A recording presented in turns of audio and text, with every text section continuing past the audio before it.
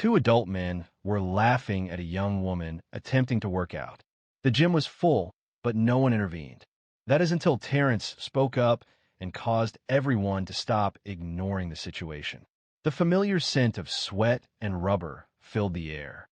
Dumbbells made a clunking sound, treadmills vibrated, and a few early gym goers strained through their exercises with headphones on. It was a little after 7 a.m. at Ironworks Fitness in Knoxville, Tennessee. A typical Tuesday for many, but for Terrence Roy, it was leg day. Leg day held a special significance. He was finishing up wiping down the leg press when he noticed her. She appeared to be no older than 25. She had a tall, athletic build, her hair pulled back, and looked slightly out of place as if it were her first week at that gym. She lingered near the squat rack, clearly attempting to adjust the bar. This wasn't uncommon. Everyone begins somewhere. However, he then observed something else. Two men, likely in their mid to late 30s, white, wearing compression shirts that seemed unnecessary and displaying an unwarranted confidence. They were not exercising. They simply stood, resting on the preacher curl bench, observing her. Initially, the sounds were quiet, hushed whispers and slight chuckles. Then, one of them spoke, his voice carrying enough for many in the gym to hear. "Hey, sweetheart, that bar's heavier than you. Are you certain you don't need assistance?" The other responded with a loud, distinct laugh. She likely saw it on TikTok and believed she could simply enter and lift as a professional. Terrence paused, towel still in hand. His body tightened. He recognized that tone, sarcastic, yet with an underlying negativity. A combination of mockery and a sense of privilege. The kind that diminishes you without physical confrontation. The woman remained silent, continuously adjusting the bar, her gaze fixed forward. A subtle tremor ran through her hands. She inhaled deeply, as if suppressing something. Terrence surveyed the room. Approximately 15 people were present. Some had overheard something. He observed this by their reactions. A man wearing a red hoodie glanced at his phone, feigning disinterest. A woman near the ellipticals seemed uneasy, but remained silent. There was no movement, no vocalization. He settled onto a nearby bench, observing for a moment longer. Then, the realization struck him. This was bigger than just those two individuals and their inappropriate remarks. It concerned everyone present, including him, as they observed the event unfold and remained silent. Such incidents hadn't been uncommon in a location like this before. However, it may have been the first instance he found impossible to overlook. He rose deliberately, secured his water bottle, and approached. "Hey," he stated, his voice composed yet resolute. The two men turned. One displayed a smirk. "Talking to us?" The taller one questioned, raising his eyebrows. Terrence affirmed. "Do you find it amusing to harass someone while she's attempting to train?" The shorter one shrugged. "Relax, man. We were just joking," he said. "She didn't laugh," Terrence said, shifting his gaze towards the woman. She shook her head softly. Several heads now turned. A man pausing between sets looked up. A staff member behind the counter moved closer, listening. The taller man folded his arms. "Your father or something?" he asked. "No, didn't believe. Just someone who's tired of people thinking this kind of thing is acceptable." A silence descended, thick and tense, yet he remained still. "Look, man," the shorter one began, his earlier confidence diminished. "We didn't intend any harm." Terrence acknowledged, "Yeah, that's the issue," but the room remained unresponsive. He sensed an underlying tension, a peculiar quietness born of people feigning ignorance of what they had clearly heard. A palpable tension filled the room, as if everyone was holding their breath, anticipating how much further it would escalate before someone intervened. That's the feeling at Ironworks. Terrence remained still, and so did the two men.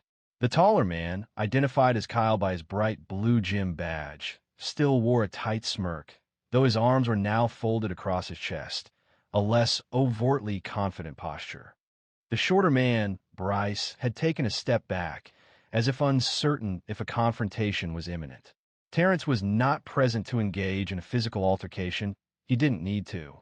His mere presence conveyed authority. And for a man like him, 40 years old, with 2 children and 2 decades of maintaining composure in tense situations, he had learned that sometimes remaining still could be the most impactful action. But he also observed something else. Still, few people intervened. Some glanced up, then looked back down as if they had mistakenly chosen the wrong performance and wished to change channels. Others appeared uneasy, seemingly hoping he would cease and move on, and it stung him. Not because he anticipated assistance, but because he understood how readily people could retreat behind their earbuds or phone screens when situations became complex. One man, likely in his mid-50s, sat on a bench pressing dumbbells. He shook his head, not at Kyle or Bryce, but at Terrence, as if he were the issue, as if speaking out was more troubling than the inappropriate comments being made initially. The young woman, who had been silent, now sat on the edge of the squat rack platform, pretending to tie her shoe, even though it was already secure. It was a way to keep occupied, a way to avoid looking at anyone. She wished she wasn't involved in this situation, but she already was. Terrence took a deliberate breath. He angled himself, just enough so his voice would reach everyone. You all heard what they said, and you observed how she reacted. He spoke, not yelling, but ensuring his voice carried throughout the room. If someone addressed your sister, your daughter, your friend in that manner, would you remain silent? Still, no response. Kyle appeared to be about to speak, as if he had a clever retort prepared. However, only a tense jaw and narrowed eyes were visible. Bryce moved again. Listen, man, nobody intends to provoke a conflict here. Terrence nodded, seeming to reconsider. Lauren, the gym manager, who was in her mid-30s with a blonde ponytail and a name tag, approached from behind the front desk. She moved deliberately, appearing somewhat apprehensive. It seemed she anticipated complaints and was carefully assessing the situation. Is everything okay here? She inquired, her gaze shifting between the men. Terrence responded, just clearing something up. Kyle interjected, this dude thinks he can tell us what to say to people now. Lauren observed him, then the woman who remained near the barbell. She understood, perhaps not immediately, but sufficiently. Well, she stated cautiously, we don't permit harassment here. If anyone feels disrespected, that is something we must address seriously. Bryce laughed dismissively. Harassment? He remarked. We said one thing, he added. Terrence interjected. That was enough. A silence followed. Then, Lauren slowly turned toward the young woman. Are you all right? She inquired. The woman rose, silent but composed. She stated she was only here to exercise. Lauren affirmed, understood. You are welcome here. Please inform us if you encounter any further issues. And that concluded the interaction. The atmosphere didn't ease with a significant event. There was no altercation, no theatrical display, no commendation. However, a change occurred. Bryce and Kyle shared a glance. Subsequently, without further conversation, they departed toward the locker room, speaking quietly to themselves. No one intervened. It wasn't necessary. Terrence turned and made eye contact with the woman. She offered him a slight nod, a gesture of thanks without speaking. More impactful than the interaction itself was the stillness, the expressions, and the way others seemed to shrink in that instant. He repeatedly considered what the outcome would have been if he hadn't been present. However, the day continued, and the narrative began to spread beyond the gym. Terrence was in the process of filling his water bottle at the fountain when he detected a voice coming from behind him. A sense of triumph seemed to fill him. He didn't turn around immediately. He recognized the voice. It was Kyle, that familiar mocking tone, now without a crowd, sounding less assertive, more intimate. Terrence quietly replaced the cap on his bottle before turning to face him. Kyle stood alone, his arms hanging loosely, the sharpness in his features softened, replaced by what appeared to be wounded pride. Perhaps embarrassment, maybe simply the annoyance of not having the final say. I'm not here to be a hero, Terrence stated. I came here to exercise, just like everyone else. Kyle moved nearer. You reacted excessively over a minor incident. She hadn't expressed any concerns. You intervened as if she required assistance. Terrence subtly supported himself against the wall, maintaining his composure. She didn't need rescuing, but she shouldn't have been ridiculed either. You deliberately made her feel uneasy. Kyle made a dismissive sound. So now you're the guardian of feelings. Terrence inclined his head. It was simply a grown man weary of witnessing individuals feigning acceptance of public displays of erratic behavior. Kyle's jaw tightened. You don't know me, and you don't know her, Terrence responded. But that didn't prevent him from speaking. There was a pause, a genuine one, where Kyle remained motionless, blinking, as if a portion of him wasn't accustomed to anyone challenging without shouting or striking.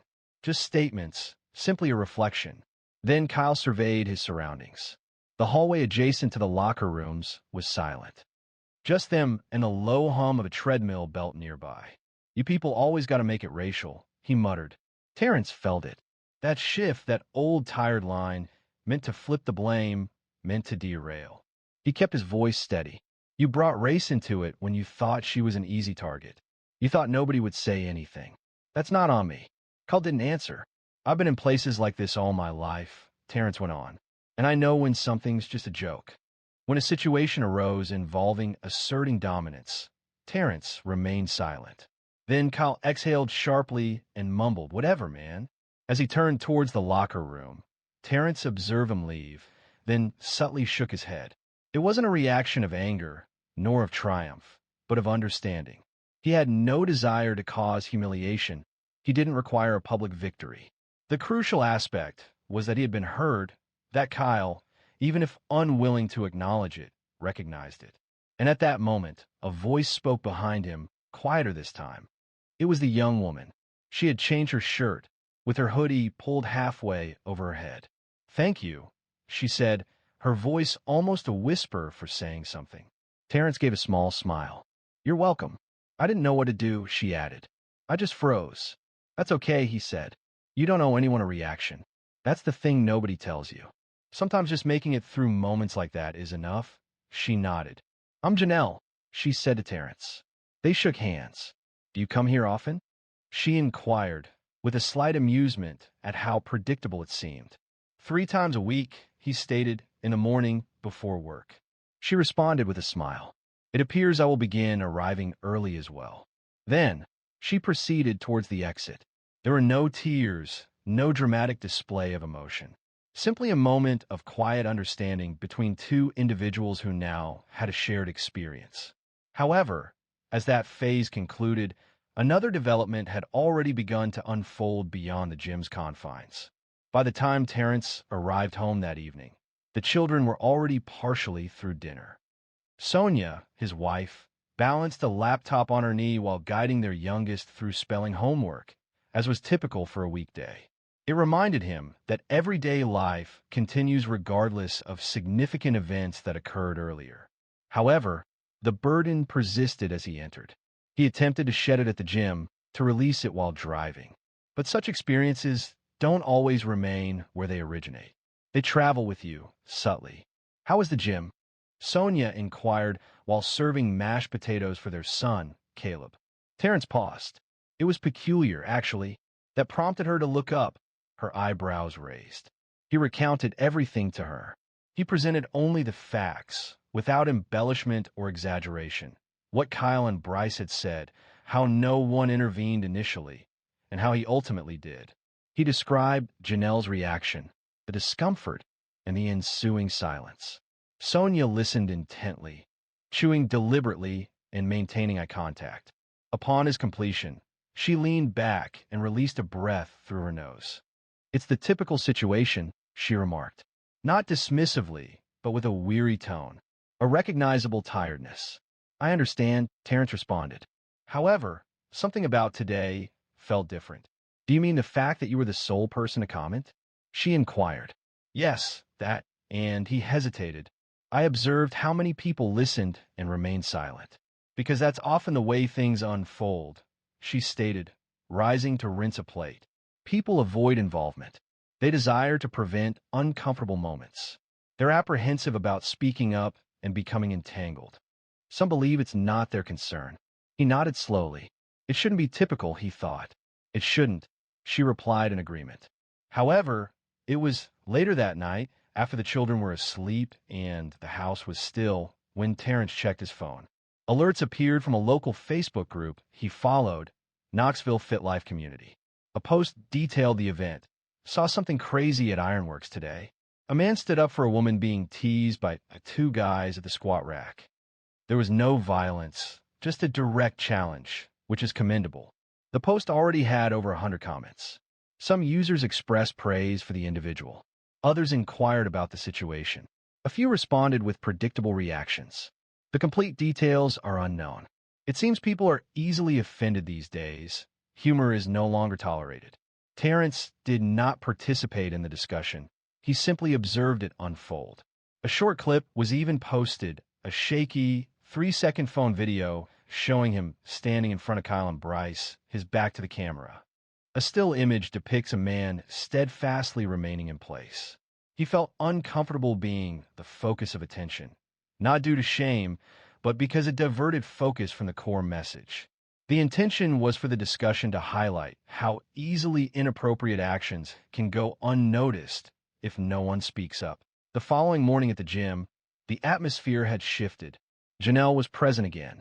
This time, she offered him a fist bump, her face displaying a friendly smile as if they had been gym companions for years. People observed without negativity. Several individuals nodded in his direction, a gesture of understanding rather than attention-seeking. Lauren, the gym manager, approached him discreetly once he concluded a set. "Hey," she began, "thank you again for yesterday." He turned to face her.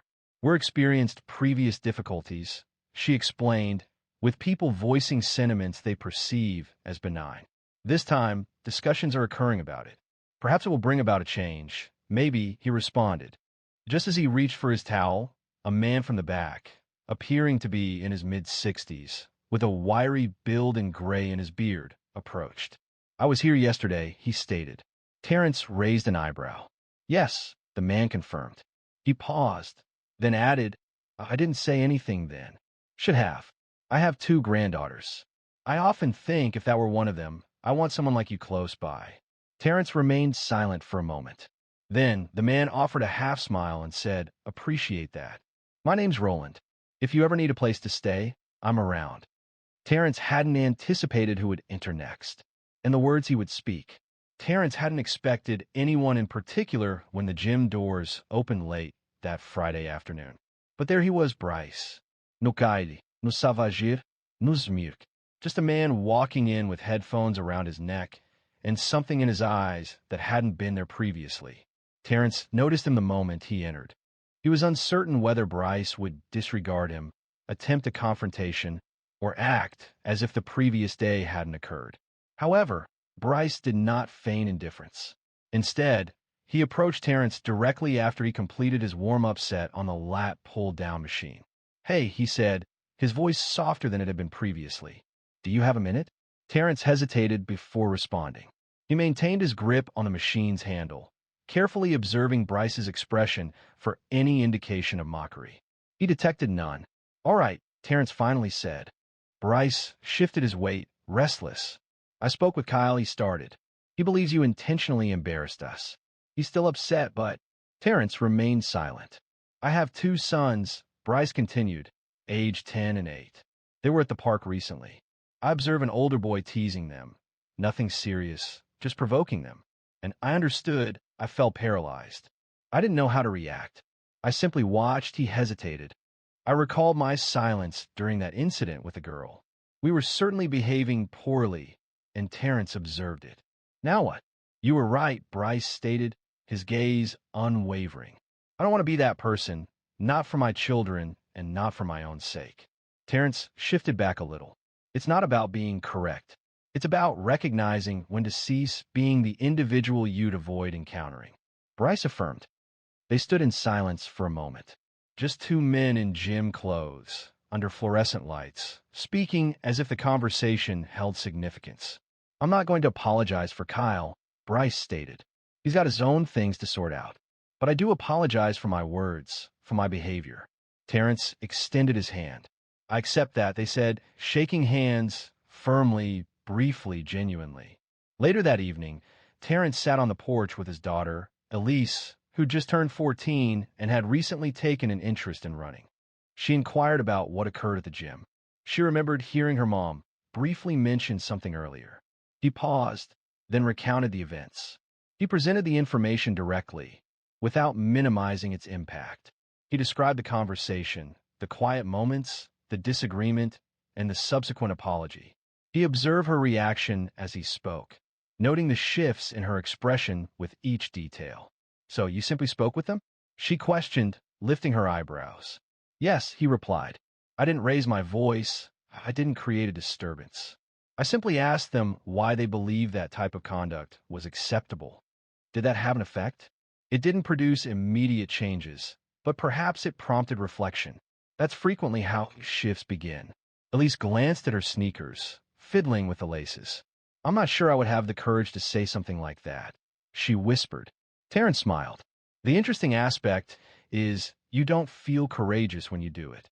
You simply feel that someone needs to." She looked up at him, her eyes gentle, yet containing something else now. "Perhaps pride." "I will try," she said softly. "You don't need to do anything special," he responded. "Just pay attention. When something doesn't feel right, don't ignore it. Speak up if you can, or be there for someone who can't." They sat in silence for a while afterward.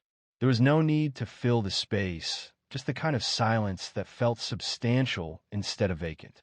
But Monday was approaching, and someone unexpected still had something to say before this story would feel complete. Monday morning began as any other. Terrence parked his usual spot, swiped his gym card at the front desk, and proceeded to the free weights. He anticipated a routine start to the week, nothing out of the ordinary. Then he noticed him. Roland, the older man who had spoken to him a few days prior, was positioned by the dumbbell rack, stretching his shoulders as if preparing for an extensive set. However, today he wasn't in workout clothes. He wore jeans, boots, and a dark jacket zipped up halfway. He wasn't here to train. He was waiting. "Got a minute?" Roland inquired, glancing up as Terrence neared. Terrence affirmed, and they walked towards the small lounge area near the vending machines. The gym was still, and few noticed them. Roland clasped his hands together, appearing hesitant.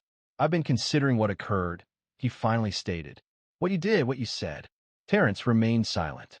Roland added, "I'm 66. I've witnessed a great deal in my years. I spent my childhood in Ohio during the 60s. My father owned a tire shop. We weren't wealthy, but we managed. I recall the time the schools integrated. I remember the underlying stress. However, we never discussed it at home." He paused. "And because of that lack of discussion, I felt unprepared when difficult situations arose. I would witness events, both at work and around town, and would tell myself, well, that's not my concern, believing silence equated to neutrality. It became clear later that it was not the case." Terrence listened, remaining silent. Roland's voice lowered a little. "The day you spoke to those men, I was present. I was 2 benches away. I heard everything." Terrence nodded slowly, "And I assumed you noticed. I felt compelled to intervene. I truly did, but I couldn't speak. I remained motionless." He reacted with a shake of his head, "And I'm still regretting it." Terrence moved closer. "You are here now. That has value." Roland exhaled. "I have grandchildren, 2 girls and 1 boy. The girls are of mixed heritage. My daughter married a black man, a good guy who teaches 6th grade. I often think about them. If they had been in that gym and someone had spoken to them in that manner, I would want someone like Terrence present, someone who wouldn't remain silent." The room felt different now, not negatively, simply more substantial. "I've expressed sentiments in the past that I regret," Roland admitted. "I've allowed certain things to go unaddressed that I shouldn't have, but I am striving to improve. That's why I came today, to offer my gratitude, and to assure you that I will speak up in the future." No more hesitation. Terrence finally smiled. That meant more than you probably realize. They shook hands again. This one felt different. Not a gesture of thanks, but a recognition of a new understanding. "I might even start working out again," Roland added with a chuckle. Terrence grinned. "Start with light weights. Don't go breaking something." They both laughed, and the tension in the air finally eased. Following Roland's departure, Terrence stood near the mirror wall, a towel draped over his shoulder, and observed the room for a brief moment. It was the same gym with the same walls. Yet, it felt altered, not due to any sudden improvement in everyone's abilities, nor because of the eradication of racism, but because of a subtle change. One person spoke, another listened, a third reconsidered their perspective. It wasn't a complete transformation, but it represented a difference. And sometimes, a small difference is enough to initiate progress. Even with everything, the true understanding didn't come until Terrence saw what his daughter posted later that night. It was approximately 9:30 when Terrence finally sat down on the edge of his bed. Shoes kicked off, lights dimmed, the soft hum of the hallway fan in the background. Sonia was reading, legs curled under the blanket, her glasses sliding down her nose. He grabbed his phone to check a few messages before bed, and that's when he saw a new post from Elise. He clicked. It was a selfie. An ordinary picture, her hair pulled back, no filter, wearing her school hoodie. But it was the caption that stopped him. My dad stood up for a stranger this week. He didn't yell, he didn't throw hands, he just spoke up. And that was enough to make people think, including me. I used to believe keeping quiet made you neutral, but I was wrong. Silence has side. I hope I'm brave like him when it matters. Terrence stared at the screen, not because he was surprised by the message, but because it was so confident and direct. It had come from his teenage daughter, the one who used to feel anxious requesting ketchup from a server, the one who once cried when she had to recite a poem in front of her class. And now she was sharing words like that publicly. He glanced at Sonia and gave her the phone. She read it quietly, then smiled without looking up. You seem to notice she's observing your actions, don't you? Terrence sighed. I'm mostly just attempting to make it through the week. She responded, setting the phone down on the nightstand. You're managing better than that. He reclined, gazing at the ceiling, allowing the feeling to linger. Everything that transpired in the last few days, Kyle, Bryce, Janelle, Roland, Elise, all began with a single choice. Not a significant one, not a sensational one. Simply a decision to speak instead of remaining silent. That was all. That recollection remained with him profoundly. People often assume that taking a stand requires fearlessness, but that isn't the reality. Frequently, one experiences fear and doubt. There's a reluctance to create awkwardness. Yet, remaining silent has consequences for others. He recalled Janelle's expression when she described feeling paralyzed. He remembered Roland's nervous habit of rubbing his hands together as he confessed his uncertainty about what to do. He recalled Bryce struggling to express regret without appearing vulnerable. And he mused, this is the beginning. Not with elaborate pronouncements, not with online condemnation, but in tangible locations with genuine individuals who opt for the somewhat more challenging course of action. The subsequent morning, Terrence paused in his vehicle within the gym parking lot prior to entering, not to prepare himself, simply to contemplate. Afterward, he retrieved his phone and composed a message. It wasn't intended for widespread dissemination. The goal wasn't validation, it was simply sharing a truth. Significant impact doesn't require a grand gesture. It involves acknowledging injustice and speaking out, regardless of fear or isolation. That's where progress begins. He published the message and exited the vehicle.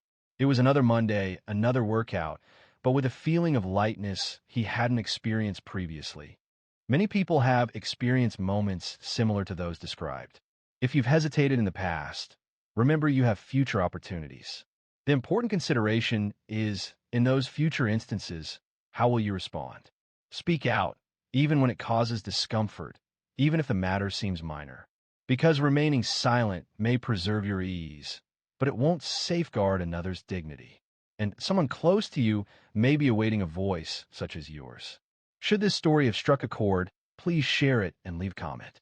Don't forget to subscribe, as we have additional stories exploring the true meaning of doing what's right.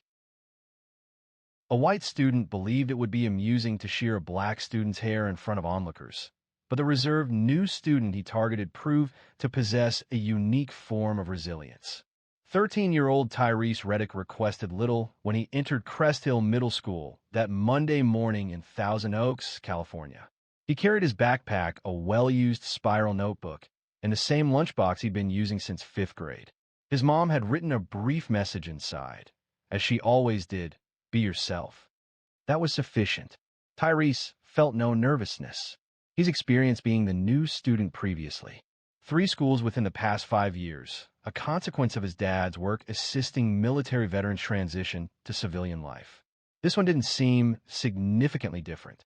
Bright hallways, worn lockers, that familiar scratchy intercom crackle each morning. However, even before second period, he could sense the nature of this place. Students observed him. Not everyone, but a noticeable number. The long locks, carefully twisted and pulled back, distinguished him. He carried himself with quiet confidence. He avoided ostentation, opting for a simple style, clean sneakers, a tucked-in shirt, and earbuds during the bus ride. Yet, his presence was noted. In Mrs. Lamar's history class, a girl with freckles whispered, "Your hair's cool." He responded with a small, appreciative nod, but remained silent. Afterward, in the cafeteria, he located an unoccupied table close to the vending machine. He was comfortable with solitude. He enjoyed watching initially, noting who laughed excessively, who moved in groups, who acted differently than they truly were. A definite pattern existed. Crest Hill operated with unwritten guidelines. There were the drama students, the sports teams, those who wore costly hoodies and spoke as if they were online personalities. And then there were those who maintained order, deciding who held significance. He noticed one of them before the 6th period began. He was tall, blonde, and boisterous, conversing with a group by the lockers, and they were all laughing excessively at something. Therese hadn't learned the boy's name yet, but he observed how other students either displayed overly enthusiastic smiles around him or avoided eye contact. Individuals of that nature were consistently the same, those who required an audience. Therese continued walking. Upon arriving home that afternoon, he placed his bag near the kitchen door. His mother was preparing red beans and rice, humming softly. "How was your first day?" she asked without turning from the stove. He shrugged. "Same as usual." "Did you make any friends?" she inquired. "Not yet." His father, seated at the table in a pressed polo, looked up from his tablet. "Are people staring?" he asked. Therese paused. "Don't hesitate to address it," his dad said, his voice even. "You don't need to prove anything to anyone, but you also won't allow them to take advantage of you. Do you understand?" Therese nodded. "Yeah. You're not attending that school simply to endure it. You are there to command your presence, silent if you desire, vocal if you select, but never allow anyone to define you based on their assumptions." His dad expressed himself in that manner often, not through formal talks, but through subtle guidance, valuable insights woven into the aroma of coffee or while tending to his boots in the garage. Therese paid close attention. He consistently listened. The following morning, as he secured his hair back in the mirror, he reflected on his father's words. He didn't need to create a disturbance. He simply needed to be dependable. However, even dependability couldn't prevent a storm from developing. Within the first week, Therese understood the social dynamics well. Crest Hill wasn't overtly unfriendly, but it had its nuances, those subtle cues that revealed the power structure. And centrally positioned within that was Brent Granger. Brent wasn't the largest student, but he carried himself as if he were. His dad owned and operated Granger Buick GMC, a car dealership located off the main highway, and it was well known throughout town. He habitually wore his hoodie halfway off his shoulders, kept his socks pulled up high, and had a knack for transforming every classroom into his own personal game show. Teachers put up with him. Students either adored him or actively avoided eye contact. There was no middle ground. Tyrese understood this perfectly. Brent wasn't seeking popularity. He wanted to be feared, admired, and followed. He had cultivated this reputation through a deliberate strategy, employing boisterous jokes, harsh nicknames, and ensuring he had an audience whenever he criticized someone. On Wednesday, Tyrese passed the outdoor basketball court during lunch. Brent was present with his group, Logan, Bryce, and Chadwick, all 8th graders, all known for being loud. Chadwick noticed Tyrese first. "Yo, new kid, do you play?" he yelled, spinning a ball on his finger. Tyrese continued walking, his earbuds in. Brent gave a smirk. Was he really spending that much time on his hair? The others chuckled. Tyrese remained unfazed. However, he registered every comment. Later that day, Logan brushed against him in the hallway. Oops, he stated matter-of-factly, without acknowledging him. It wasn't accidental, it was a challenge. That night, Tyrese sat on the back porch with his dad, an ice pack on his knee. He'd received a hard elbow during PE basketball. It was the same group, insufficient for a formal report, but enough to send a message. His dad looked at him, but remained silent initially. I'm good, Tyrese stated. I know you are, his father responded. But being good isn't the same as being ready. Ready for what? Tyrese pondered. He didn't desire to be the angry child. He didn't want to be a target, either. He simply wanted to be left undisturbed. However, individuals like Brent tend to recognize those who are reserved. They test and provoke, anticipating a vulnerability. And Tyrese? He remained steadfast. He was carefully considering his actions. Friday arrived. It was gym class time. The locker room before the bell consistently held a peculiar atmosphere, a combination of boisterous energy and the scent of deodorant. Tyrese was securing his shoelaces when Brent entered late, holding a pair of scissors. New kid? Brent called out across the room. Did your mom forget to give you a haircut? Tyrese remained silent, continuing to tie his shoes. Man, you're sporting a whole jungle on your head. Several students laughed. A few appeared awkward, but offered no comment. Then Brent approached. He held the scissors in one hand, mimicking a playful gesture, waving them around. Just saying, bro, you'd probably make a whole wig with what you got. Tyrese finally looked up, maintaining a calm demeanor, his eyes steady. He appeared neither scared nor angry, but completely focused. You good? Tyrese asked, his voice low. Brent blinked. What? I said, are you good? Brent stared at him, momentarily disoriented. You talk now. He snapped, attempting to regain his composure. Man, whatever. He turned and left, discarding the scissors into a locker as if they held no significance. Yet, Tyrese understood the gesture. It was a display of dominance, a deliberate act.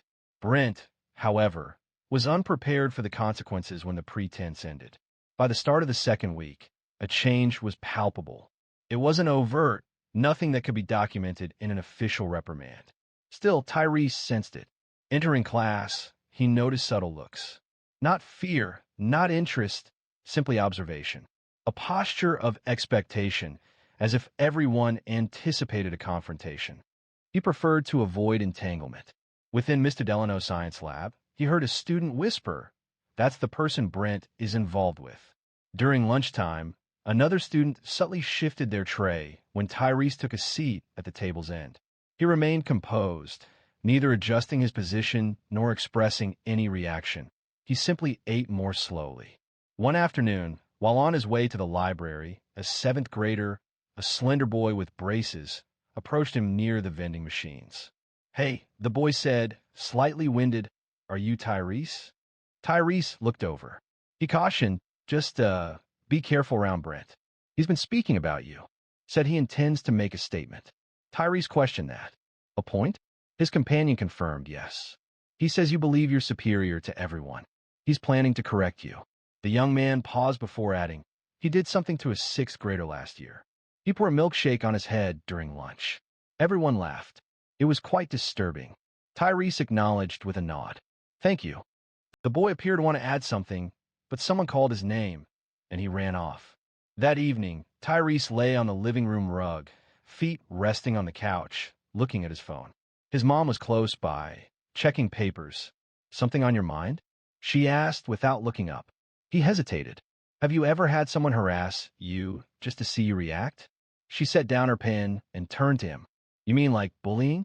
I mean like they notice you don't join their games, so they force you into one. She paused, allowing the words to linger. I've encountered individuals like that before, she remarked.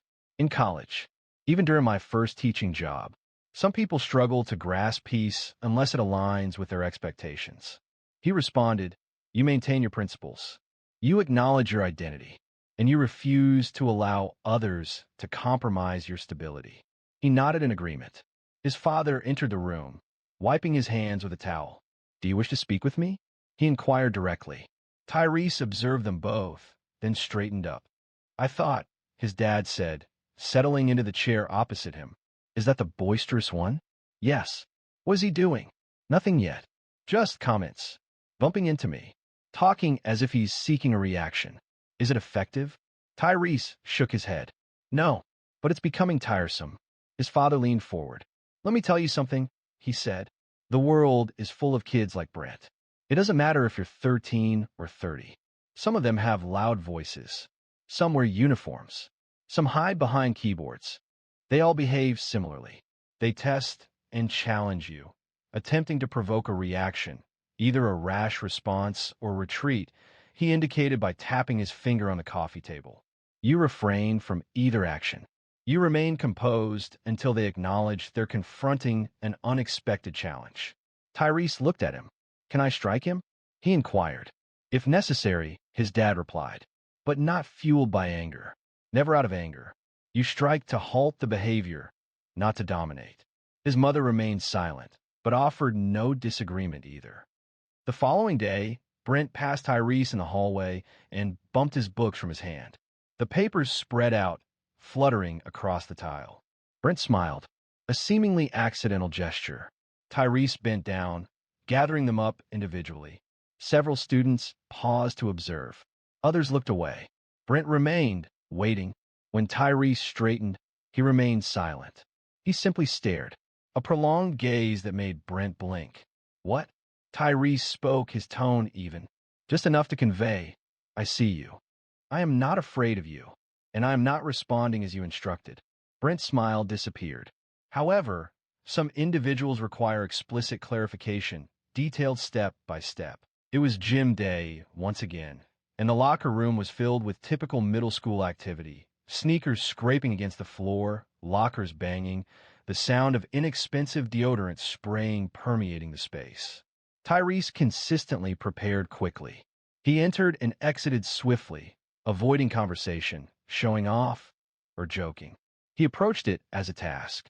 When he entered, Brent was already present, seated on the bench as if expecting someone. It seemed he was the observer now. Tyrese remained composed, located his locker, entered the combination, and concentrated on changing. He sensed eyes on him, not just Brent's, but others as well. Logan, Bryce, and Chadwick. Even some students who typically stayed out of things. "Yo, Brent said, rising deliberately. You still rocking those spaghetti ropes on your head?" A faint sound, like laughter, rippled through the room, but it lacked strength, as if even amusement had become weary. Tyrese concentrated on his shoes, securing the laces firmly. Brent approached. He retrieved an object from his pocket. Scissors, silver, sharp, and genuine, likely taken from an art class or workshop. "Have you ever considered change?" Brent inquired, manipulating the scissors with 2 fingers as if they were a plaything. "It could tidy you up. You might actually appear normal." Tyrese raised his gaze, his face blank, without a flicker of movement. Brent smiled. Before anyone could intervene, he reached out and cut. A moment of dread. The cut was clean at the base. It fell to the floor like a fallen leaf. Several children gasped. One whispered, "Yo." For a brief instant, everything paused. Tyrese rose, steadily, without haste, without hesitation. His expression remained unchanged, but something shifted behind his eyes. He looked down at the dread on the floor. Then he looked up at Brent. "You think this is amusing?" he asked. Brent smirked, slightly. Tyrese did not shout. He did not lash out. He advanced, composed, deliberate, and struck Brent with a quick elbow to the chest. Brent recoiled, astonished, gasping. Before he could respond, Tyrese intervened once more. Rotation, sweep, ascent. Brent fell heavily to the ground, without flourish, without ostentation, simply efficient motion. His father had instructed him in that. Accuracy, not force. Brent attempted to rise. Tyrese positioned a knee on his chest and moved in close. "You do not touch me again," he stated. Voice even. "Never." The room was utterly silent. It was documented. Naturally, Coach Timmons entered the room just 2 seconds afterward. Tyrese signaled, using a whistle as if they were on a football field. Hey, what's happening? Tyrese retreated. Brent was on the floor, one hand pressed to his ribs, the other still holding the scissors. Coach addressed both boys. Office now. The journey to the principal's office was quiet. Tyrese remained silent. Brent attempted to portray himself as the injured party, murmuring about his intentions and claiming it was merely a joke, his hands visibly shaking. Principal Rossner observed them, her expression stern behind her square glasses. Begin speaking, she instructed. Brent spoke first, attributing the incident to Tyrese, asserting that he reacted inexplicably and it was a misunderstanding. Tyrese remained silent, patiently waiting. Subsequently, he retrieved an item from his pocket and placed it on the desk, a cut dread. He maintained direct eye contact with Principal Rossner. He brought scissors to school. Rossner blinked as he cut my hair. Her face remained still, though her eyes shifted. She then turned to Brent. Is that true? Brent stammered. It was a joke. I wasn't going to actually. You cut his hair? No response was given. I want your parents here. Now. Coach Timmons stood behind them, arms crossed, silent. 20 minutes later, Tyrese's mom arrived, entering calmly, but with firmness. She sat next to her son, placed a hand on his shoulder, and looked the principal directly in the face. Before we say a word, she stated, I want to know if you all understand what this means. Rossner exhaled slowly. We're handling it. You better. But the truth was, this wasn't just a school issue anymore. It was bigger, and it wasn't going away quietly. By that evening, the video had already started making its rounds. It wasn't a long clip, just 10 seconds, but it showed everything. Brent moved forward with scissors. Tyrese advanced, executing a takedown. Following that, there was a close-up shot of Tyrese leaning in, appearing composed and resolute. The quietness in the locker room spoke volumes. The incident spread through group chats and Instagram stories. Even a few students from Northwood High School shared it with captions such as he messed with the wrong one and Brent got folded. Tyrese made no posts about it. He offered no comments. He felt no need to. His parents were seated at the kitchen table, facing Principal Rossner and Brent's parents, Dean and Colleen Granger. Dean was wearing an expensive watch and a blazer with jeans. Colleen had sunglasses resting on her head, as if she had just left the country club brunch. Let's be clear, Dean stated, attempting to take charge of the discussion. Our son made a mistake, but it was simply a prank. Boys his age do not always grasp boundaries. Cutting someone's hair is assault. Tyrese's mother responded, her tone sharp. Not a prank. Dean questioned the situation. Tyrese's dad moved closer. Let me explain, man. I served in the Marines. I've led squads in countries you couldn't find on a map. You know what isn't tolerated, regardless of location? Disrespect, particularly when it's masked with explanations. Colleen moved in her seat. We're just suggesting that maybe your son reacted excessively. Tyrese's mom slowly turned toward her. Repeat that. I'm just saying. Perhaps a less forceful approach would have been preferable. Brent did not inflict any physical harm. Cutting a child's hair without permission is a humiliating act, Rossner finally stated. Regardless of Brent's intentions, the effect is the same. And if it had been your son's hair, Mrs. Granger, I doubt you'd view it as humorous, Dean said, folding his arms. So what's the next step? Will Brent be suspended? He's suspended for 10 days, Rossner replied directly. And, subject to the school board's review, we might consider a longer suspension, Dean remarked. Regarding the incident, Rossner stated it was about bringing a weapon into the school, targeting another student, and provoking violence, not over a haircut. Tyrese remained silent throughout the entire discussion, his hands in his lap and his posture upright. He displayed no signs of gloating or smirking. Outside the room, several students observed through the glass door. News of the event had quickly circulated. The following day at school, Tyrese walked the hallway as he typically did, but a noticeable change was present. Some students acknowledged him with nods. Several people simply moved aside to let him pass. A 7th grader approached and exclaimed, Yo, that thing you did was crazy. Tyrese continued walking. He had no desire for attention and just wanted to get to class. During math, Logan and Chadwick remained silent, offering no jokes or taunts. Brent's group had dispersed. Lacking their leader, they didn't behave as they usually did. Tyrese took his seat, retrieved his pencil, and began his assignment. That afternoon, as Tyrese left school, a teacher he hadn't known well approached him by the parking lot. "Are you okay?" Tyrese nodded. "I just want you to know what you did. How you handled that. It took strength, not just in the moment, but the way you've carried yourself afterward." "Thanks," Tyrese said. "I'm just trying to keep it steady." The teacher smiled. "That's harder than it looks. But respect earned through silence doesn't fade easily, and Brent was beginning to learn that the hard way." Brent's 10-day suspension felt lengthy for all except him. As he remained at home, restricted and disheartened, the school continued. He had anticipated students would support him, perhaps dismissing the situation as they typically did. However, a shift occurred. Students weren't simply avoiding him. They were discussing him. Murmurs in the hallways, uncomfortable pauses in group chats, videos circulated with captions such as "not so tough now" or "play stupid games." Brent's reputation suffered a significant blow. It fractured. Tyrese continued to be consistently present. Headphones on, locker tidy, assignments completed punctually. He avoided any displays of arrogance or a triumphant demeanor.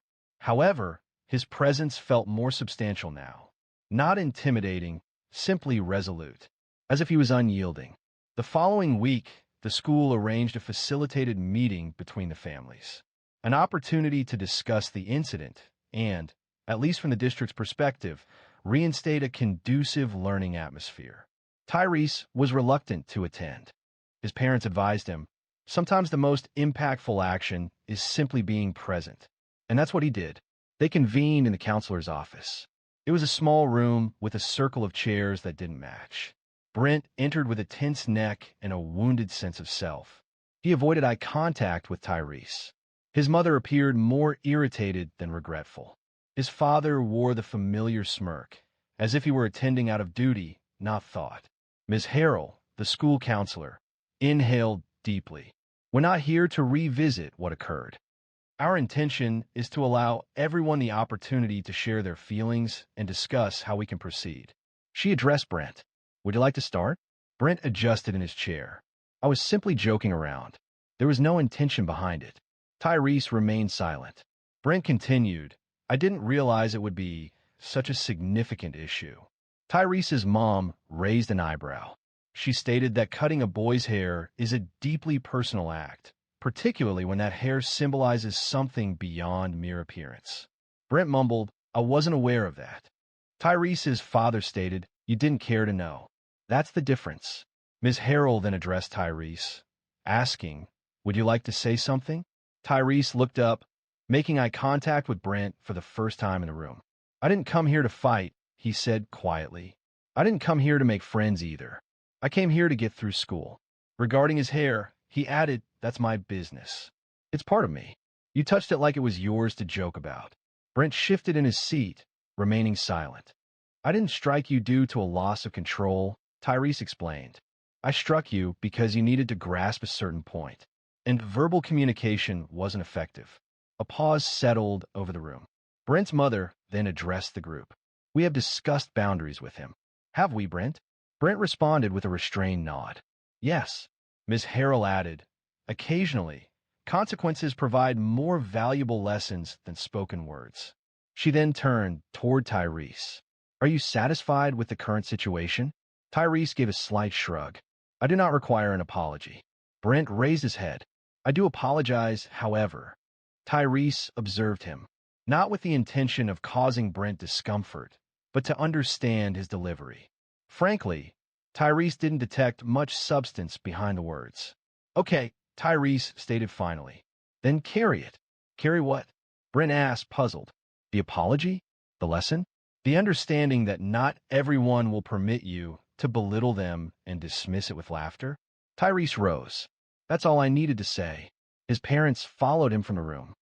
In the hallway, his father placed a hand on his shoulder. "You didn't fight in that room," he said, "but you still reacted." He continued, "But the thing about true strength? It doesn't manifest in punches. It shows up in how you choose to leave." A week later, Crest Hill Middle held a school-wide assembly. Officially, the assembly was about respect and accountability, but everyone understood what caused it. Even teachers were discussing the incident in the break room, though no one voiced it directly. A palpable restlessness filled the gym as students, anticipating a standard presentation and hollow words, grew bored. Then, Principal Rossner took a surprising action. She approached the front without a microphone, relying solely on her voice and a confident stride. "We're facing a recent event that has prompted us to reflect," she stated, and the room fell silent. "I'm not going to repeat the details of what occurred. My purpose is to discuss the underlying causes and chart a course for moving ahead." She refrained from mentioning any individuals. It wasn't necessary. She emphasized, "This school is not a place where power is gained through popularity or intimidation. Respect isn't earned by volume or the number of laughs you receive. It's earned through how you treat others." Even when no one was observing, a few students glanced around, some shifted uncomfortably, but others remained focused, listening.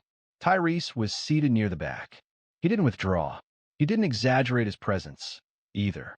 He simply maintained the posture he now adopted as he walked through the hallways, balanced and steady. Following the assembly, several students approached him. "You all right, man?" One student inquired. "Yeah," Tyrese responded. "You handled that situation differently than I would have," another student observed. Tyrese simply shrugged. A sense of silent acknowledgement began to replace the previous laughter. Even the faculty noticed. Mr. Delano stopped him following science class and remarked, "I hope you're proud of how you conducted yourself." Tyrese smiled and replied, "I'm just trying to be steady." The significant event occurred a few days later during art class. Miss Ruiz gave the class a project exploring identity, focusing on self-perception and external perception. She indicated the project could take any form, such as a painting, sculpture, or even a college application. Tyrese created a painting, a portrait of a boy with locks, cropped, and one missing. The depiction wasn't conveying sadness or anger, but rather portraying the boy standing tall amidst a storm, with other figures indistinct in the background. When he shared his work, the class fell silent. "I created this," he stated, "because occasionally people fail to understand how profoundly something seemingly insignificant can matter. They dismiss it as mere hair or a simple joke, but it holds deeper meaning. It's about what it symbolizes." The room was silent. Miss Ruiz's eyes filled with tears, but she remained silent. She simply nodded. That day, after school, Brent walked past him in the hallway, unaccompanied, without his usual entourage or any commotion. He offered a brief glance. Not an apology, not a confrontation, just recognition. Tyrese nodded once. Nothing further. It wasn't a close bond, but it was a respectful separation. Returning home that evening, his mom was preparing sweet potatoes in the kitchen. "Did the art project go well?" she inquired. "Better than well," he replied. His dad entered from the garage. "Did you receive a response regarding your student council essay?" his father asked. "Yes," Tyrese confirmed, smiling. "You're accepted," his father said, pleased. Calmly, proudly. "You deserve that," he said. Afterward, as Tyrese prepared for bed, he gazed into the mirror. One section remained noticeably shorter than the others. He hadn't corrected it. He chose to do it this way, not because he lacked the ability, but because it wasn't necessary. It served as a reminder of the challenges he had already overcome, of what didn't break him, of who he was before, during, and after the storm. Because some conflicts aren't about achieving victory. They're about ensuring the subsequent one doesn't unfold in a similar fashion. If this account resonated with you, evoked an emotion, please share it. A lesson can be found within, and perhaps someone in your circle needs to hear it. Join our mailing list for more stories that speak truth, challenge disrespect, and remind us all what quiet strength truly embodies. $1 Million Neighborhood was constructed on land that had been in his family for over a century. However, when Elijah presented a handwritten clause dated 1923, the entire development and every home within it legally reverted to his ownership. Elijah Jackson didn't require an alarm clock.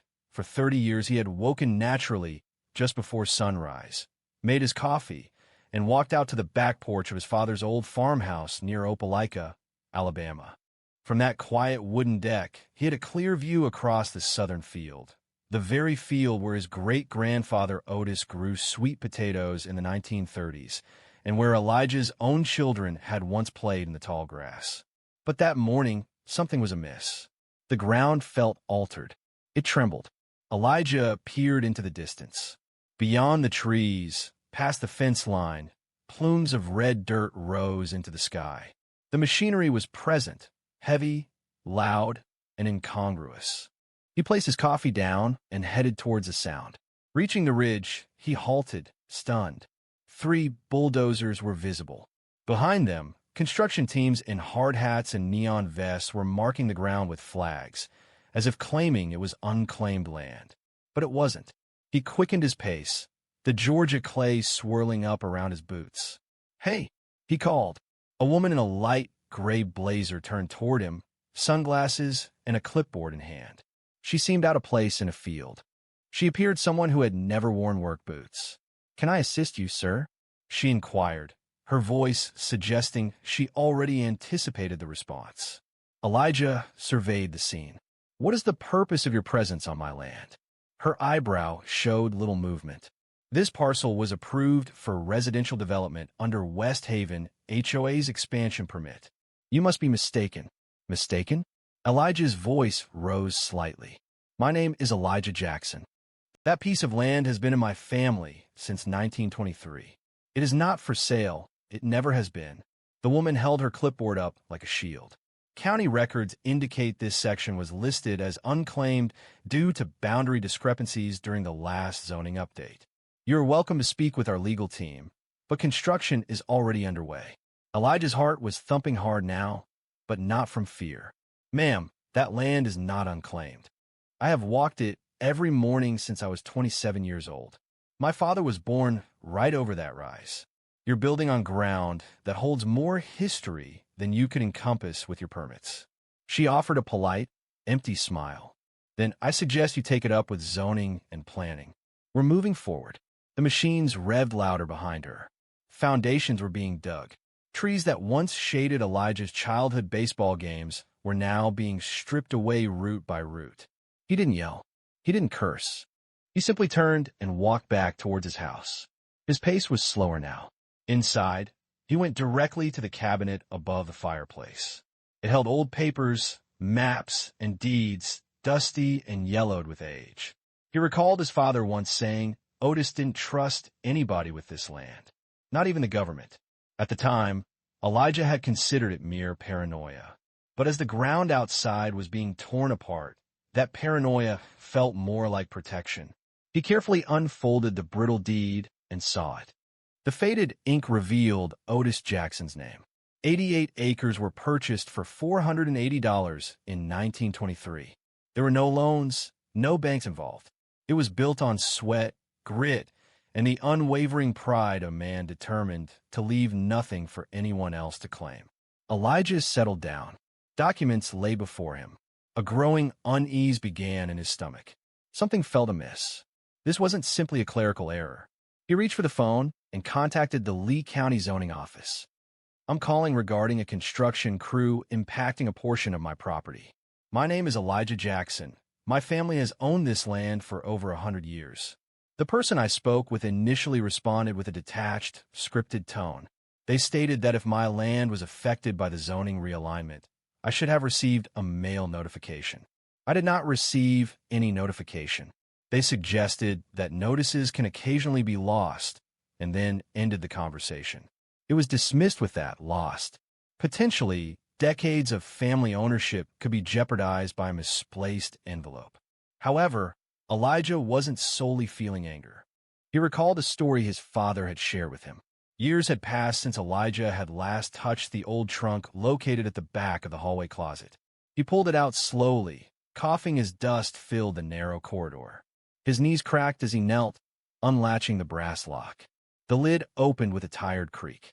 Inside, among black and white photos, funeral programs, and Otis's tarnished railroad watch, was a bundle of paper wrapped in oilcloth, precisely where his father indicated it would be. Elijah was seated on the floor, cross-legged, carefully unrolling the cloth and retrieving a weighty, leather-bound envelope. This was the original deed, the one Otis had kept for himself. Initially, it appeared like any other legal document: printed text, handwritten notes in the margins, a wax seal partially worn. However, concealed roughly midway through the second page, in Otis's faint, cursive writing, was something unexpected. In his own handwriting, squeezed into the margins, a note read, "If any buildings are built on this land without the agreement of the deed holder or their closest relative, those buildings will automatically belong to the deed holder and no payment will be given." This was witnessed and signed on February 2nd, 1923. Elijah blinked.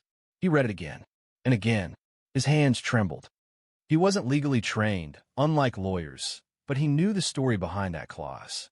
It concerned how Otis had distrusted men in suits, particularly landmen. Following a near deception in 1931, where he almost sold half the property for a minimal price, Otis had personally compensated a notary to assist him in drafting what he termed a safeguard impenetrable to any attempt to bypass it. This safeguard wasn't constructed from physical materials like wood or wire. It was comprised of carefully chosen words. Elijah reached for the telephone once more. He contacted Mr. Boone, the local attorney his family had relied on for 3 generations. "I need to show you something," Elijah stated. "It's about the land, about Otis." After 3 hours, Elijah was seated in the worn leather armchair, facing Boone's desk. The lawyer peered through bifocals, carefully examining the document. "Well, I'll be," he remarked, tapping a knuckle against the clause. "You don't see this kind of thing anymore, but it's clever. If this was notarized and filed with the original deed, it's enforceable." "It is notarized," Elijah said. Otis made absolutely certain of that. Boone nodded. "It's old, yes, but if it's on the record, it's still the law. It might be buried in archives somewhere, but that doesn't make it disappear. So what do I do?" "First," Boone said, pulling a legal pad toward him, "you don't say a word to those developers. Let them build. Every house they finish becomes yours. It wasn't due to your identity, but because of Otis. That man didn't simply leave you land. He left you a carefully constructed snare, a remarkably clever one." Elijah relaxed, feeling the significance of it acutely. He's been prepared to initiate a conflict, enter courtrooms, and navigate bureaucratic hurdles to demonstrate what rightfully belonged to him. But Otis had already handled the struggle. Now, Elijah only needed to wait. Nevertheless, he wasn't foolish. He contacted 2 additional lawyers, just to be certain. One for Montgomery, one for Birmingham. He provided them with scanned copies of the deed, the clause, and the notarization. Both contacted him again within a week. "This is the most secure private property clause I've ever encountered," one stated, "Mr. Jackson. It's as if your great-grandfather constructed a legal landmine." The other remarked, "I've never seen anything like it. As long as you record the construction, everything they build becomes yours. Every nail, every foundation." Consequently, Elijah purchased a drone and employed a professional surveyor. Motion sensor cameras were installed along the southern field's edge. He meticulously documented everything. This included timestamps, recorded footage, ground measurements, copies of sale signs, and open house flyers. Each day, he observed the actions of the West Haven HOA, actions that he believed they should never have taken. They constructed as if they held absolute ownership and marketed as if they had the right to sell. But Elijah understood the truth. And Otis? Otis had anticipated this day for 100 years. If the clause proved to be true, Elijah understood he had a single course of action remaining: to wait. Each morning, shortly after sunrise, Elijah would position himself on the grassy ridge, the site of the former barbed wire fence.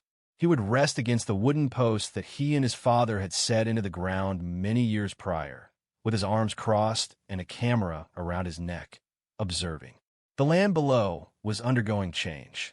Where sweet potatoes once grew and his cousin had broken his leg attempting to ride a makeshift dirt bike, now stood rows of modern homes. The exteriors featured vinyl siding in muted colors, fenced-in backyards, and driveways so smooth they didn't feel like they belonged in the country. It felt like watching someone else rearrange your childhood memories without permission. Roads were paved with names like Sycamore Lane and Sunset Walk. Pretty names, but lacking any history. Light poles were installed, sidewalks were poured, and even a cul-de-sac was added that cut right through the grove where Elijah's mother had planted muscadines. The HOA proceeded quickly. Too quickly. Within a month, foundations were set for 20 homes. Real estate agents began appearing on weekends, conducting open houses and offering guided tours to couples and retirees. Large signs near the front entrance announced, "Now selling," starting at $385,000. Elijah remained silent. He simply observed. He recorded everything. Daily drone footage was recorded. Close-up photos of property markers were taken. Videos documented workers pouring concrete, installing electrical lines, and setting frames. He organized all of this in a folder on his laptop labeled Otis's Revenge. Occasionally, a project manager or a site supervisor noticed him. Sometimes they waved. Once a man with a clipboard called out, "Morning," with forced cheerfulness. Elijah did not reply. His purpose was not to socialize. He was there to observe. Then Jessica arrived. Jessica Brenner. She remained consistently the woman she had always been, clipboard and blazer. Initially, she didn't recognize Elijah upon his reappearance at the Ridge. However, within 3 weeks, she began to acknowledge him. On one occasion, she smiled and called out, "Still watching us, Mr. Jackson?" Elijah responded by raising his camera and photographing her. She did not smile again afterward. New houses appeared rapidly, like weeds spreading. The swift pace was unsettling. One day, there would be bare ground. 3 days elapsed, and the construction reached the stage of a complete frame and roof. By the close of the second month, 32 homes had been framed. Of those, 16 were completed, featuring laid sod and polished front porches ready for weekend viewings. Elijah, however, remained undeterred. He proceeded to the county clerk's office to retrieve the most recent sales records. He observed West Haven's name appearing alongside buyers, with the buyers primarily from out of state, Ohio, Florida, and even some originating from California. He meticulously recorded observations, noting each closing date. He verified the location of each home, confirming its presence within the 88-acre zone. All residences were situated inside Otis's boundary. All of them. He even overheard Jessica one morning speaking on the phone while walking the site. She said, "Yeah, Phase 1's flying off the market. We're starting Phase 2 next month. No issues on our end. The local guy watching from the Ridge, just some nosy landowner trying to stir up drama. We're clear." Elijah clenched his teeth, but remained silent. She had no idea. He possessed 3 legal opinions supporting his position. He had documented evidence, with timestamps, of construction on the contested land. He had Otis's clause, and crucially, he had time. Allowing them to build wasn't merely a tactic, it was a matter of justice. Each home they finished, every square foot they sold, contributed to a debt they were unaware of accumulating. Elijah had already calculated the figures. If the construction followed the initial plan for all 156 homes, along with the community clubhouse and parkland, the total value of the real estate would approach $70 million. This would be transferred to him.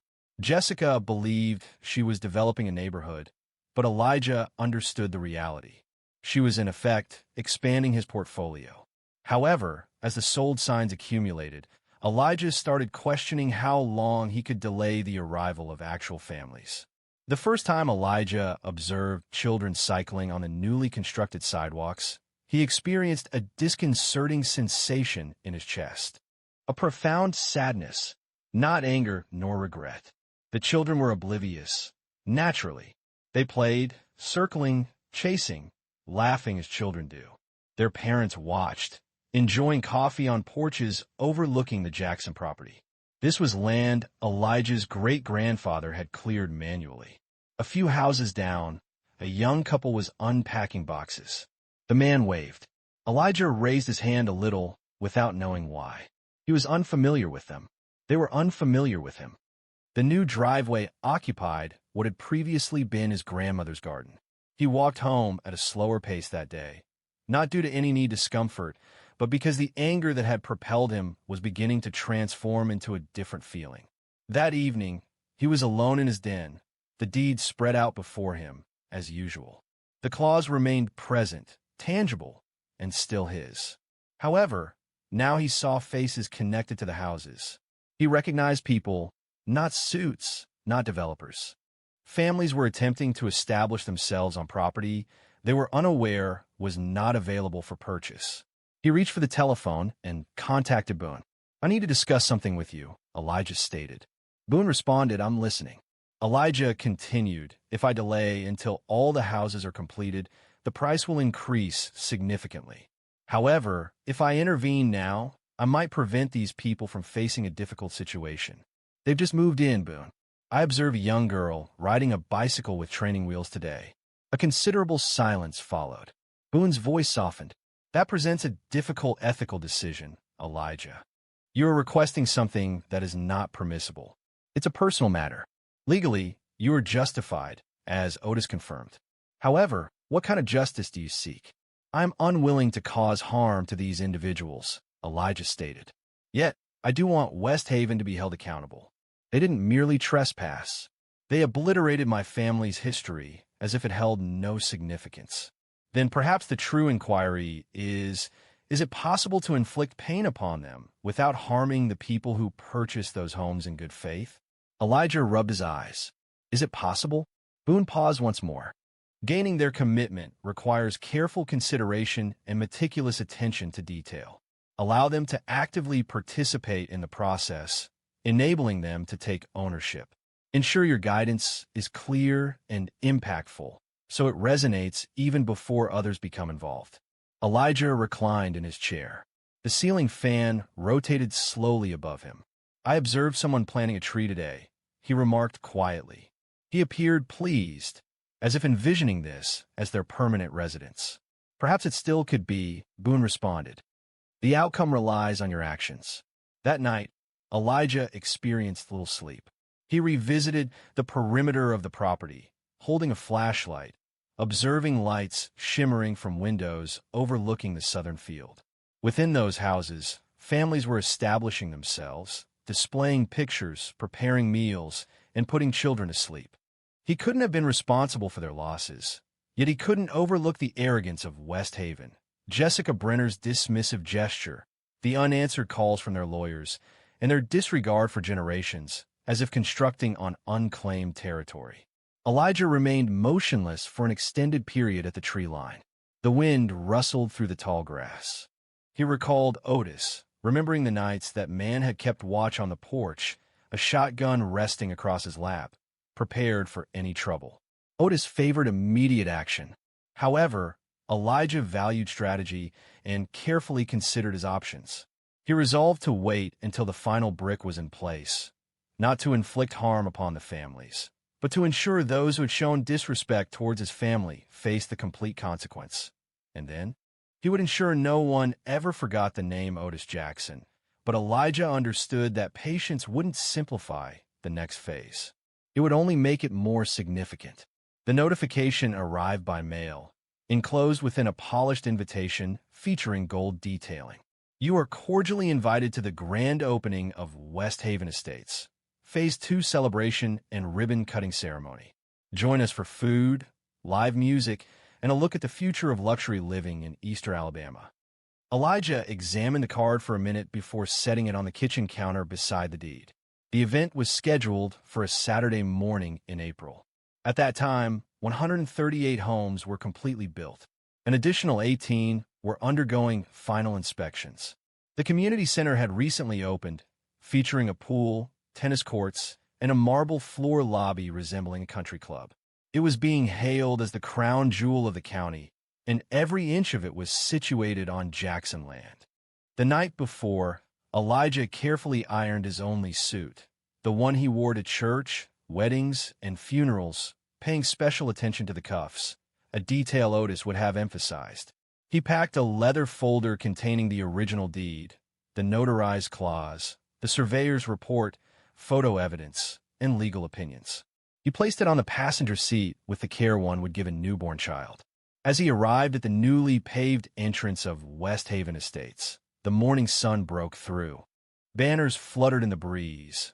A white tent stood on the clubhouse lawn where guests enjoyed champagne and sampled small sandwiches off silver trays. He parked near the back of the lot, concealed from view. No one recognized him. Not yet. From the periphery of the gathering, Elijah observed as Jessica Brenner, wearing a vibrant yellow dress and large sunglasses, approached the podium. Microphones were adjusted. Camera flashes went off. "Welcome," she exclaimed. "Today signifies both the completion of our second phase and the beginning of a promising new era for our community." Applause resonated. The mayor stood beside her. Several county officials, whom Elijah had contacted months prior without receiving a response, were also present. Jessica continued, her voice gaining intensity with each phrase. "Thanks to our exceptional team and the backing of our local government, West Haven is now a home to 156 families and expanding." The string quartet played gently in the background. Elijah moved forward deliberately, the sound of his shoes on the gravel noticeable. Jessica looked towards him, but showed no reaction. Not yet. He raised his voice just enough to be heard over the music.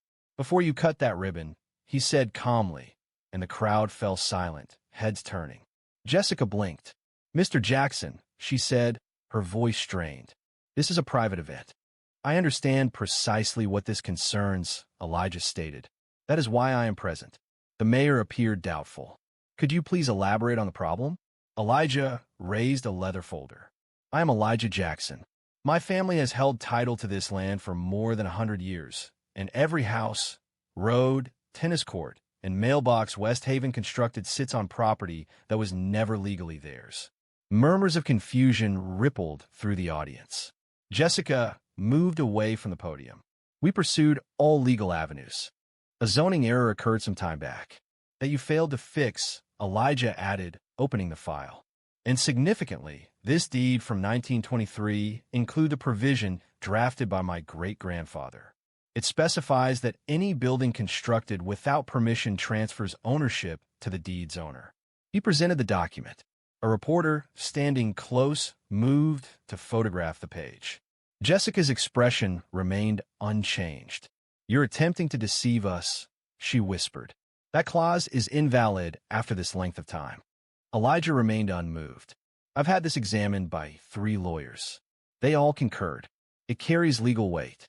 This land belongs to me, and everything constructed upon it as well." A man in a gray suit spoke quietly to Jessica. She visibly paled. The mayor cleared his throat. "We might need to suspend the ceremony." Jessica faced Elijah again, her voice now firm. "You observed. You monitored our construction, and you remained silent. I informed you on your initial visit that it was my land," he stated calmly. "I saw you smile, and you called security, instructed me to speak with your legal team. So I did." A gasp came from behind you. It could have been a homeowner or someone else. Reporters were now gathering, with flash bulbs popping and pens writing furiously. Jessica appeared as if she'd swallowed glass. "You'll never get away with this," she whispered. "I don't have to get away with anything," Elijah replied. "You passed the folder to me." He closed it carefully and stepped back. The ceremony was halted. No ribbon was cut. Elijah recognized this as merely the initial stage. The significant repercussions hadn't yet materialized. The following morning, Elijah's phone began ringing before sunrise. An unknown number appeared. He allowed it to proceed to voicemail. Subsequently, it rang again and again. By the afternoon, he had accumulated 12 missed calls for voicemails and 2 emails flagged as urgent from West Haven's legal team. By evening, the local news had broadcast a segment entitled "Man Claims Ownership of Entire HOA Community." Is it legal? The anchor appeared bewildered. Elijah was not. He was at his kitchen table with Boone, examining the deed for what seemed like the 100th time. The wording hadn't changed. The ink remained faded but legible. Boone reclined. "They are panicking.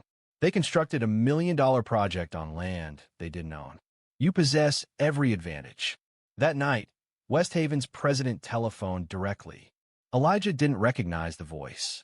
He had never communicated with the man previously, but he detected the strain. "Mr. Jackson, I believe it is time we consider a resolution. We are keen to resolve this matter swiftly and discreetly. The current media coverage is not beneficial to anyone involved. We are ready to provide you with appropriate compensation for the land's assessed value, alongside a goodwill premium." Elijah didn't react with laughter, though it was evident he was restraining himself. "You're suggesting a payment equivalent to the land's previous worth, prior to the construction of the luxury neighborhood? That's a significant offer. It feels like an offensive proposition." Elijah stated, "You didn't simply relocate Earth. You sold property you didn't own. And now you wish to purchase it at a reduced price after you sold it for millions?" Silence followed, and Elijah could hear the breathing on the other end. Controlled. Stiff. "We could challenge this, Mr. Jackson." "You could." Elijah concurred. "But every home you constructed is already sold. Every buyer now has to question who owns their house. You wish to fight? That will be complicated, costly, and public." Another lengthy pause. "We'll be in touch." The line disconnected. 2 days later, the formal offer arrived via courier. The offer included $4.2 million for the land, a non-disclosure agreement, and a confirmation that Elijah would relinquish all claims to the structures built. Boone reacted with disbelief, nearly choking on his coffee. "I've seen offers disguised as bribes before, but this is exceptional," he remarked, pushing the proposal away.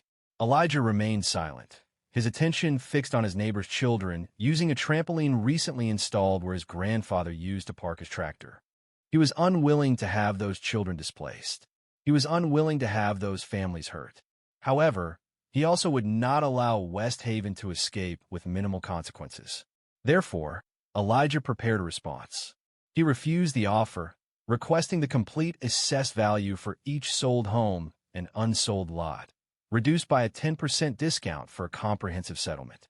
He pledged not to initiate eviction or repossession, but stipulated that West Haven must cover the legal expenses for each homeowner requiring a revised deed.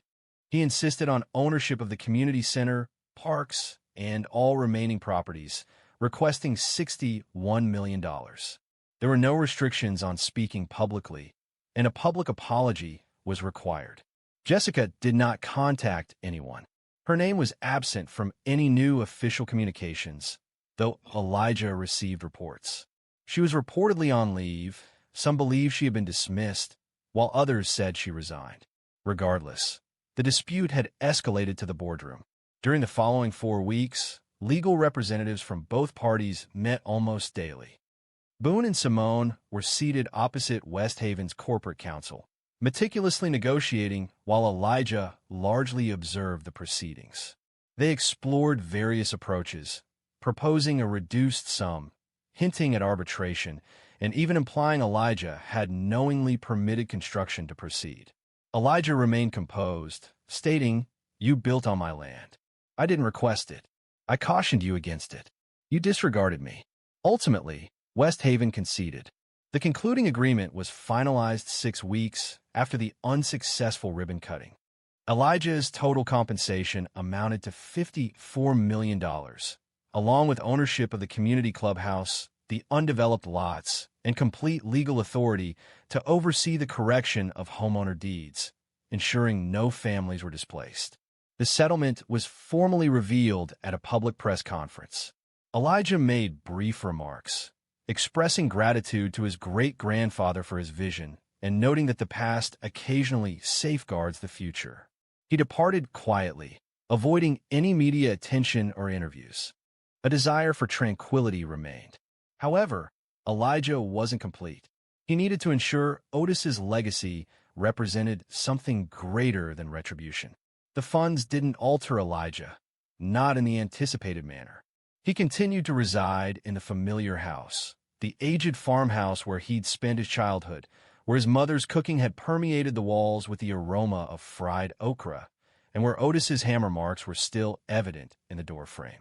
He didn't purchase a new truck, didn't relocate to a larger city, didn't install fencing around the land. He did, however, create something tangible. Several months following the agreement, Elijah utilized a segment of the funds, approximately $18 million, to purchase an additional 40-acre parcel of land situated 10 miles east outside the town of Tuskegee. This was land that had remained unclaimed for decades. He designated it the Otis Project. Working alongside local contractors, teachers, and community leaders, Elijah initiated the construction of what he envisioned as a unique neighborhood, designed not for financial gain, but for individuals who had previously been excluded from residing in areas like West Haven. The homes were offered at cost, with mortgage support integrated into the program, and applications were evaluated with empathy rather than relying solely on credit scores. Within the first year, 24 homes were finished, and each was occupied by a family. Individuals from all walks of life, teachers, single parents, factory workers, veterans, were welcomed, regardless of their circumstances. One morning, while standing on the first street of the Otis Project, Elijah observed a group of children playing tag on a front lawn. One little boy sparked a memory of his brother Curtis when they were 7 and too stubborn to wear shoes during summer. Boone arrived later that afternoon, holding a clipboard and a wide grin. "You know what they're calling you in town now," he said. Elijah raised an eyebrow. "What?" "The accidental mayor," Boone chuckled. "People say you were given millions, and instead of vanishing, you began constructing front porches." Elijah smiled. Otis didn't nurture hoarders. He cultivated workers. This wasn't merely words. Elijah utilized a portion of the remaining funds to establish a community center in Opelika, offering complimentary tutoring programs, job placement assistance, and a garden where seniors instructed children on cultivating tomatoes that weren't purchased from a grocery store. He also transformed the former West Haven Community Clubhouse, which he now legally owned, into a shared resource center, renaming it Jackson Hall. The tennis courts were made available for complimentary lessons to local young people. The pool offered dedicated swim times for seniors 3 mornings each week. While the Homeowners Association initially disapproved, the homeowners themselves greatly appreciated the changes. Initially, a small number of residents distanced themselves from Elijah, fearing he would seize their homes and viewing him as an adversary. Eventually, they understood that he didn't intend to dismantle what they had established. He simply desired recognition for the work his family had previously undertaken. Now, many approached him directly, seeking information about repairs, suggestions for local services, or guidance on cultivating vegetables in Alabama's challenging red clay. He consistently offered assistance to everyone. "I ain't trying to be a hero," he told a vet, a single mom, and one of the new homeowners. "I simply believe land should never be taken without acknowledging those who labored upon it previously." Yvette nodded. "Well, my son considers you a kind of superhero," Elijah chuckled. "Have you ever seen me attempt to change a flat tire?" He's likely to reconsider quickly. With the commencement of the second year of the Otis Project, Elijah made a final visit to the county archives. This building, where he initially retrieved the original deed, now displayed a framed photograph of Otis Jackson. Below the photo was a plaque that read, "In honor of the man who protected his land so his descendants could protect their community." Elijah stood silently for a moment, then reached into his pocket. He removed a small object wrapped in cloth, Otis's old railroad watch. He carefully set it on the glass counter close to the display. "I always detest being late," Elijah murmured. The sky outside had shifted to that gentle golden hue just prior to sunset, the very shade Otis would often appreciate following a lengthy day in the fields. Elijah smiled, not the smile of a victor, but the smile of one who had fulfilled an obligation. For ultimately, the clause wasn't simply about preventing thieves, it was about ensuring no one overlooked those who preceded them. And now, the land was speaking once more, its voice stronger than the sound of the bulldozers. If this narrative resonated with you, please consider subscribing. More stories such as this, authentic, unfiltered, and grounded in truth, are forthcoming.